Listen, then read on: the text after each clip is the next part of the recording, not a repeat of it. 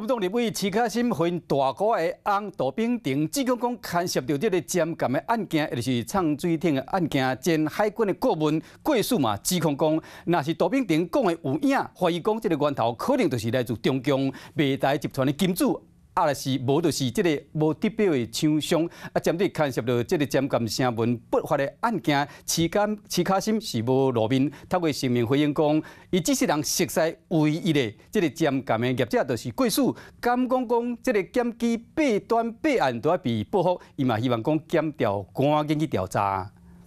第一艘的潜舰国造做完下水测试，确认 OK 以后，我们才编第二艘，才编第三艘，才编第四艘。徐巧芯讲的这句话，全因为3月时蔡英文大清朝亲身去到高雄视察海军号，大清朝支持国艦台湾制造，一摆做这只后续感。所以我认为赖清德是觉得，如果没有把黄树光换下来，让潜舰国造第2艘变到第8艘。 这件事情在整体国会的推动上面会有难度。除了对政策有意见，来看当时海军号用布棚包车叶啊，主要是因为尖监的成分会让透过车叶的数量、角度和个性反推尖监，在咧水下产生的航速和成分，算是各项机密，被防止被敌军发现。这回徐巧芯被大哥的翁婿指控牵涉尖监成分案，为去年开始，因为被徐巧芯小人所压了的前海军顾问郭树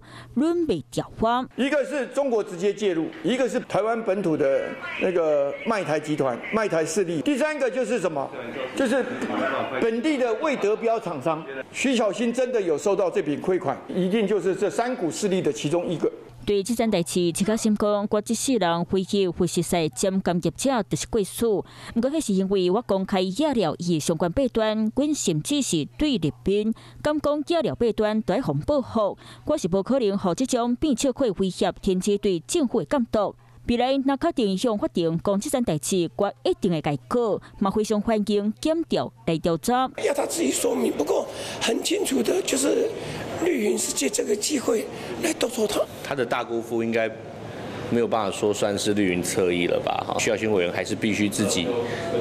出来面对，好好说明清楚。当时徐巧芯选调立委第一机关就是外交国防委员会，这摆伫咧监督嘛以外牵连出案挂案。 Hello， 我是易景，想要抢先掌握最及时的新闻资讯吗？赶快订阅、按赞、开启小铃铛，锁定华视新闻的 YouTube 频道。